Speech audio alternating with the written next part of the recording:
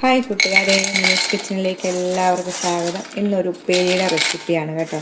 ഏത്തക്കായും കൊണ്ട് നമുക്കൊരു ഉപ്പേരി ഉണ്ടാക്കാം. നമ്മുടെ ഓണം അടുത്തിരിക്കുവാണല്ലോ. ഉപ്പേരിയുടെ റെസിപ്പിയാണ്. അപ്പോൾ എല്ലാവർക്കും ഉപ്പേരി ഉണ്ടാക്കാൻ അറിയാം. എന്നാൽ എൻ്റേതായ രീതിയിലാണ് ഞാനിത് കാണിക്കുന്നത് കേട്ടോ. അപ്പോൾ നമുക്ക് വീഡിയോയിലേക്ക് പോകാം. ഉപ്പേരി ഉണ്ടാക്കുന്ന റെസിപ്പിയാണ്. ഉപ്പേരി ഉണ്ടാക്കാൻ എല്ലാവർക്കും അറിയാമല്ലോ.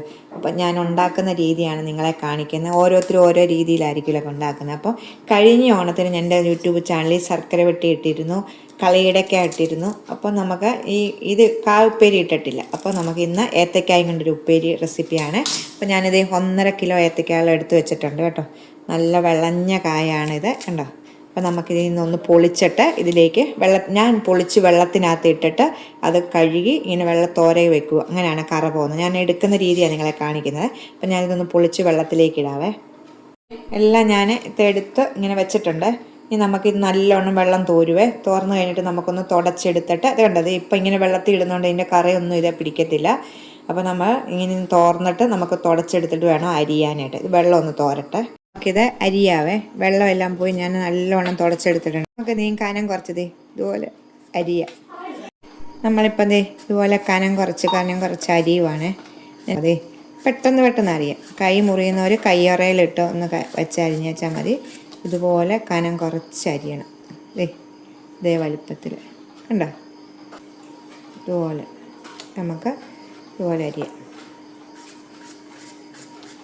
പെട്ടെന്ന് നമുക്ക് അരിഞ്ഞെടുക്കാൻ പറ്റും. അത് സ്പീഡൊക്കെ ഉള്ളവർക്ക് എടുക്കാം കേട്ടോ. ഇതുപോലെ അരിയുമ്പം കനം കുറഞ്ഞ് വരുന്നത് മാറ്റി വെച്ചിട്ട് ലാസ്റ്റ് ഇട്ട് വെച്ചാൽ മതി കേട്ടോ.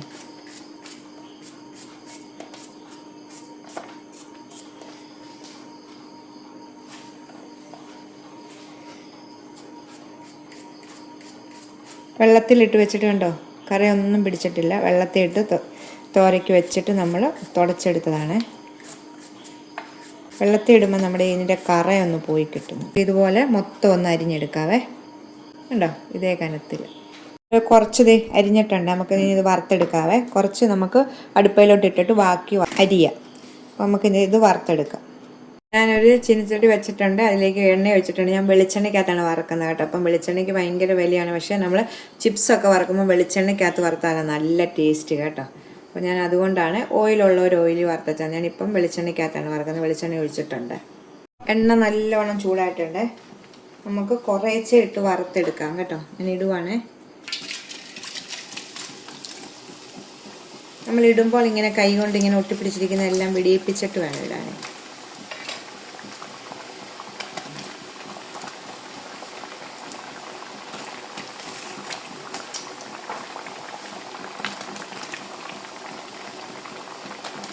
കുറച്ചിട്ടിട്ടുണ്ട്.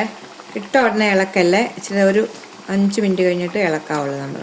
ഇതേണ്ടത് വെളിച്ചെണ്ണയുടെയാണ് ഈ പാത കേട്ടോ. നമ്മളിപ്പോൾ 5 മിനിറ്റ് കഴിഞ്ഞിട്ടുണ്ട് ഇട്ടിട്ട്.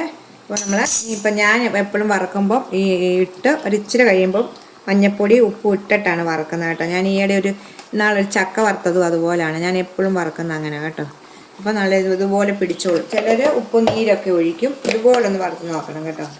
ഇത് വറുത്താൽ നമുക്ക് കൂടുതലൊന്നും വരത്തില്ല. ഉപ്പൊന്നും കറക്റ്റായിട്ട് നമ്മുടെ മഞ്ഞളല്ലാതെ ഇങ്ങനെ പിടിച്ച് വരും.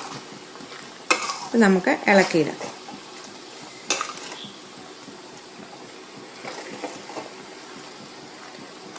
ഇത് മൂക്കട്ടെ. നമ്മൾ ഇളക്കിയിട്ട് തിരിച്ചും ഇങ്ങനെ ഇളക്കി നമുക്ക് മൂപ്പിച്ചെടുക്കാം. അങ്ങനെ മഞ്ഞൾ ഇടുന്നത് കൊണ്ട് കണ്ടോ നല്ല നിറം കിട്ടുന്നുണ്ടോ. കണ്ടോ, നമ്മൾ കടയിൽ നിന്ന് മേടിക്കുന്ന അതേ രീതിയിൽ നമുക്ക് ചിപ്സ് ഉണ്ടാക്കി എടുക്കാൻ പറ്റുമേ. ഇതിപ്പം മൂക്കാറായി വന്നിട്ടുണ്ട് കണ്ടോ.